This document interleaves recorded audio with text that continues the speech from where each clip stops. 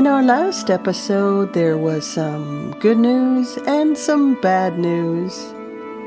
Life hangs in the balance after Roevash tried to save EJ and Fionna from a deadly great lion. The good news is you get to hear the rest of the story right now. My name is Karleigh Bond, and you're listening to Tales of Eldalorn, Chapter 17, The Great War.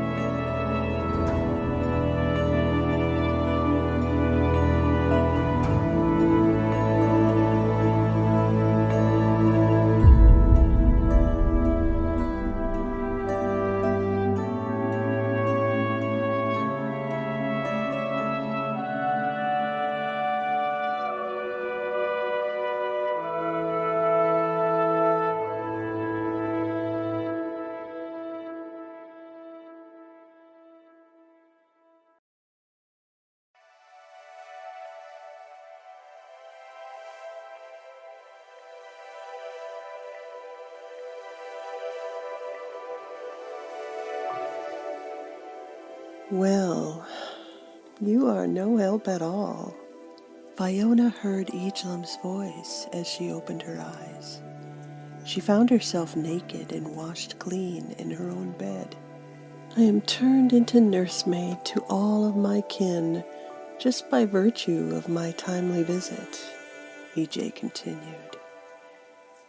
He really didn't seem too disturbed by it as he smiled happily at her.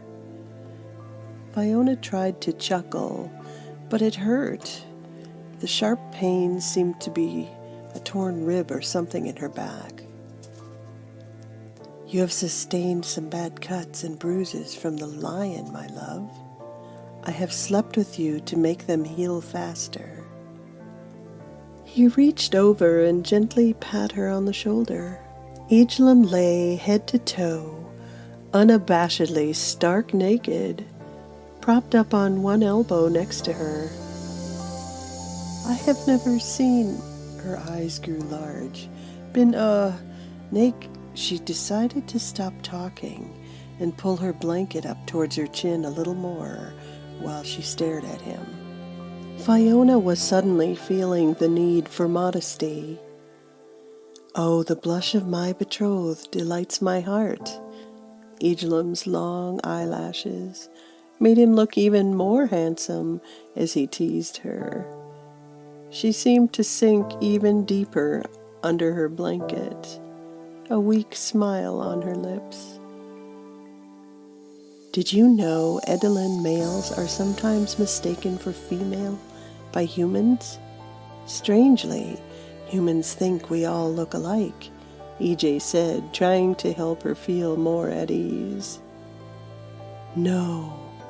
Yes, he echoed with his eyebrows lifting in mock surprise. Some other time we will talk about this in more detail when you are well. A tiny flash of longing crossed his face, but considering the situation, he bit down hard on his lip. EJ gazed at her innocence, staring blatantly back at him. It is not always easy to have to explain such things with only words, my love. EJ spoke calmly through the pain. Fionna could see his face had turned a light pink blush, and she pulled herself up closer to get a better look at him. He grinned at her, being so close, as she playfully rubbed her nose on his. I do not think the soldiers would have left me alone in this room with you had they thought I was male, EJ whispered. But all the better for me is their ignorance. He grinned shamelessly. Fionna became suddenly aware that EJ had bathed all the blood off her naked body and tended to her wounds. Then she realized he must have done the same thing for Roevash and himself, and the whole ordeal turned into a horrible, daunting nightmare of a task. She knew it could not have been easy. especially in knowing his only kin were both half dead. Sleeping together. You have told me this before. Does that do something? I mean, other than getting rest? Fionna asked. Her hand inspected the lines of his body as if it were her own. Yes. Yes, it does, his voice purred under her warm, exploring touch. Edelin heal very fast, especially together. Did you also never know this? He looked utterly baffled at her. Fionna didn't feel so self-conscious anymore.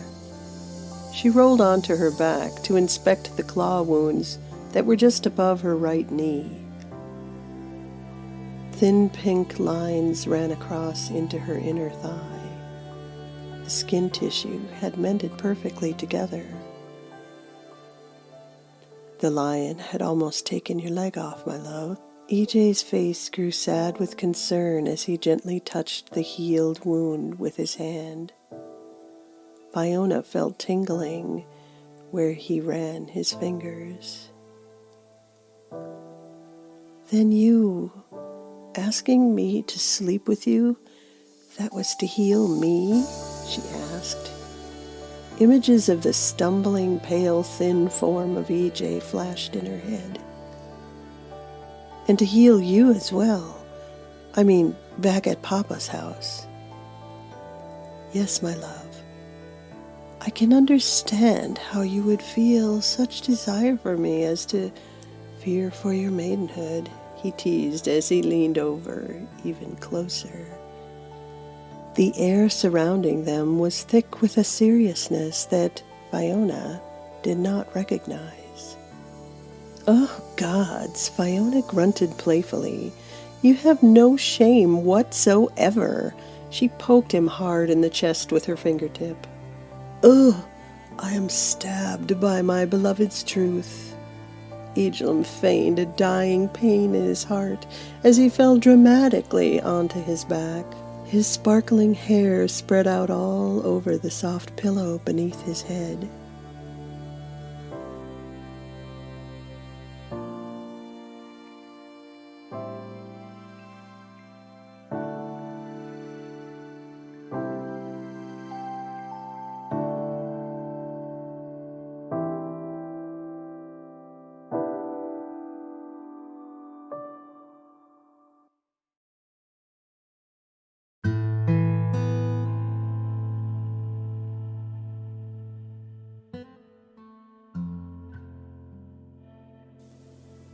Our brother is not so lucky as you.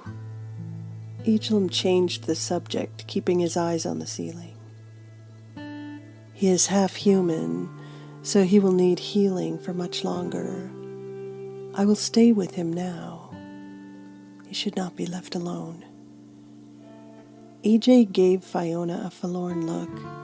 His eyes began to well up with tears just thinking about the damage his brother had sustained while fighting to save them. Should I sleep with him too? Fionna asked, feeling the fear of the unknown. Yes, Fionna. Your Edelin warmth will help Roevash heal as well, EJ gently assured her. He wiped his eyes.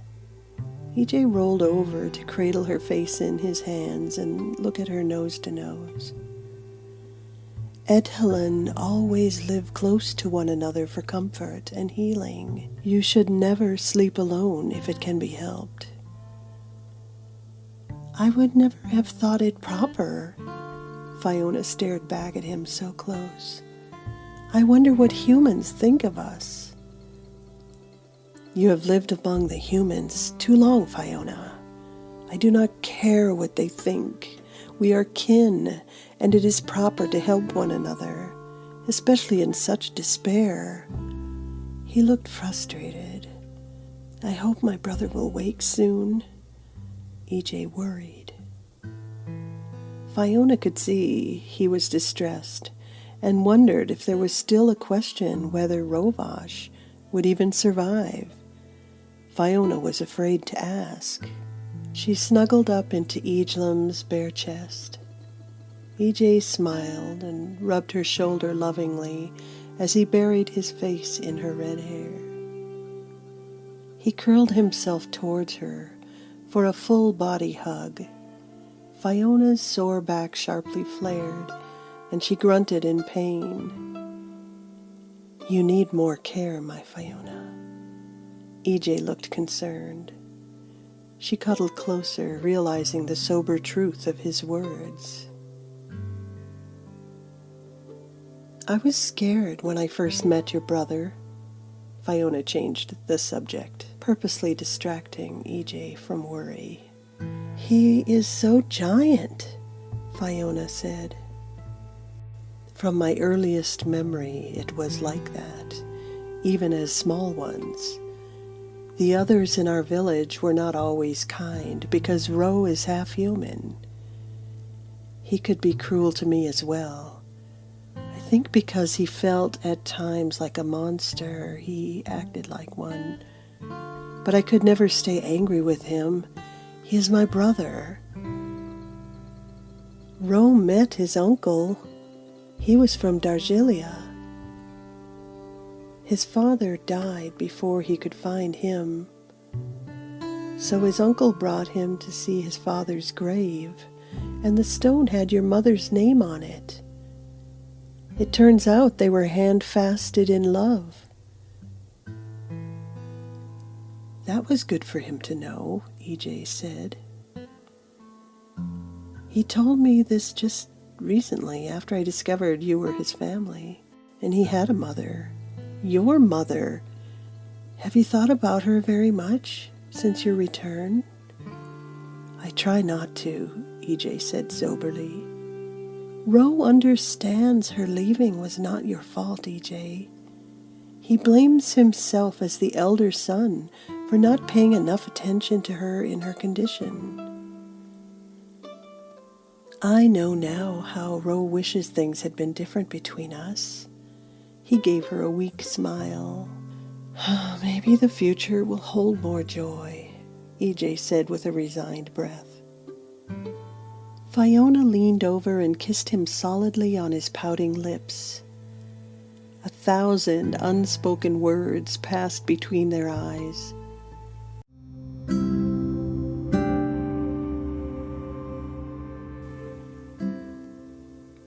Ejlam suddenly remembered the rings Master Fargal had sent with them. "Here, my love." He took one off and slowly slipped it onto her left thumb. Fionna peered curiously at the swirling waves on its surface as she felt the band size down to fit her. "Your papa sends these for us." EJ showed her the matching one. "He somehow knew I was going to ask for your heart." He kissed her softly, wanting to linger in that moment forever. Putting the ring on her finger brought them back to where they had started, and their betrothal made them both smile. Forehead to forehead, they felt the glow of their love for one another. "So, are you going to get up and make me breakfast, Gwenig Bess?" EJ whispered as he used the word wife to tease her, but he only managed to look cute. Fionna laughed. "Yes, my Benig." She tried to put on a dutiful face as she called him husband. He delighted in her words as he followed her out of bed. "I have no intention of making my beloved ever toil alone," EJ said, and he kissed her again on the forehead. They both smiled and took care of each other as it would always be between them.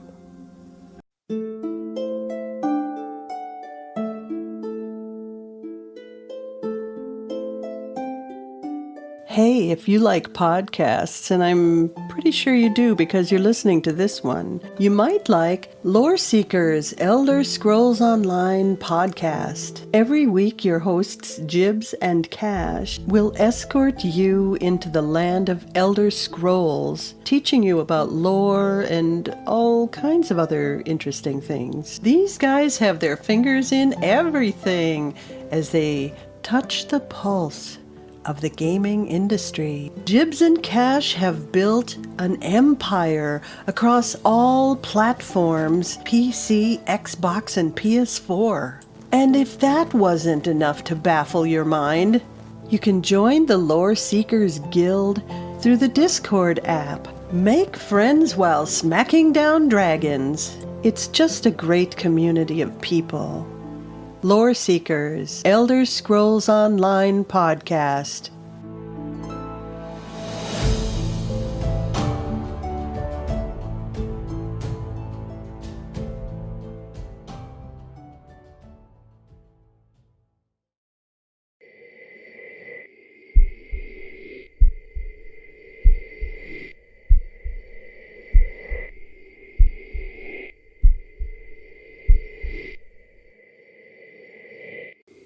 The kingdom was not well where Roevash stood on the edge of the plains.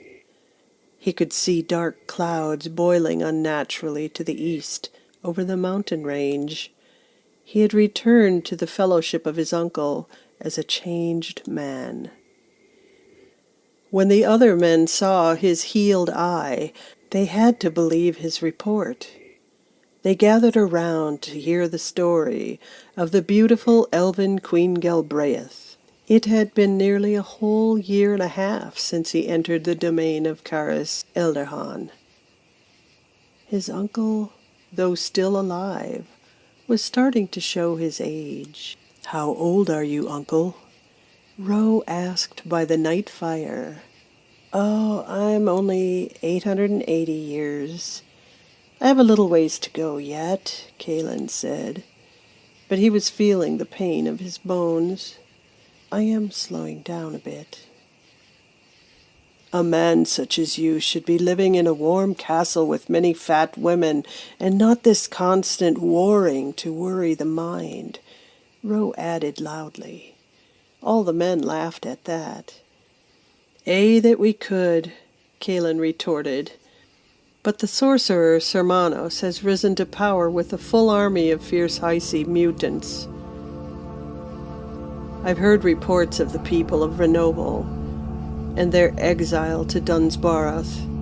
Karleigh looked sharply at his men. "If it were not for the last-minute aid of Etenfall's warriors and the skill of the horsemen of Renoble, they surely would have all perished. We too will be called to fight soon." He trailed off. "Pray then, tell me a tale of my father, dear uncle, so that I may pass this time with you happily," Roe said as he gulped down the last of the warmth out of his metal tankard.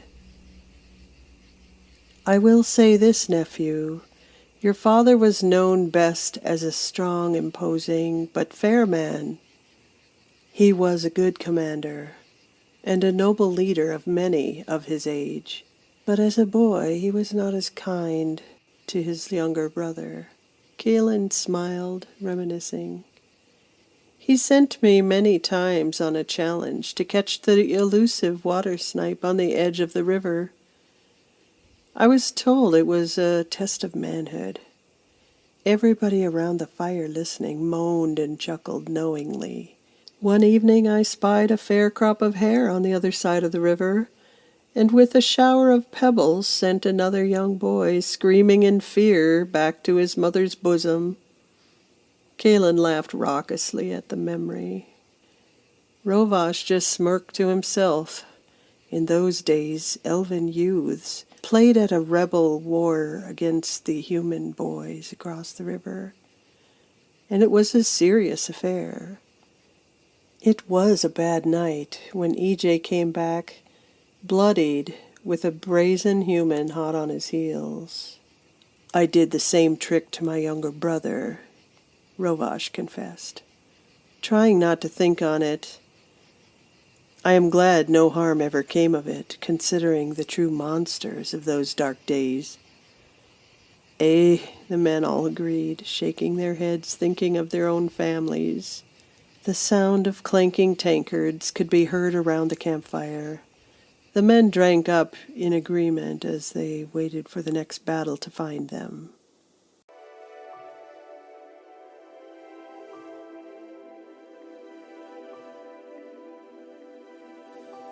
Fionna and Eachlam crawled up into the large, soft bed and lay on each side of the unconscious Roevash.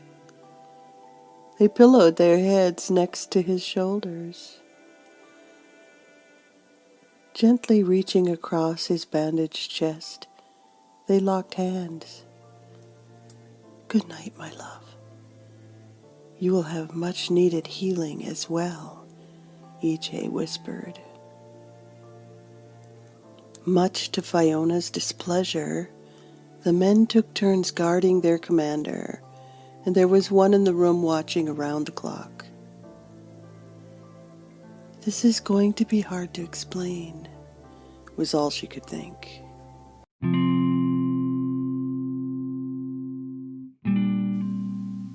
The Dargilian people are different from the rest of humankind here in Angeli. They are blessed by the lords for having aided the Edelin when they first entered this realm. The blessing was a length of life of 1,000 years. So now you can see why Uncle Kalen is getting up in age and Roevash wants him to live a comfortable life. But hey, wait, this is a flashback of the Third Era during the Great War. Ah, the good old days of Dargilian camaraderie, bathed in the blood of our enemies. It's all coming back to me now. If you like what you hear, give me a 5-star rating. And spread the news. Eldalorn is a great place to get away from it all. So come back next week for another episode of Tales of Eldalorn and bring your friends. There's a lot more story to be told.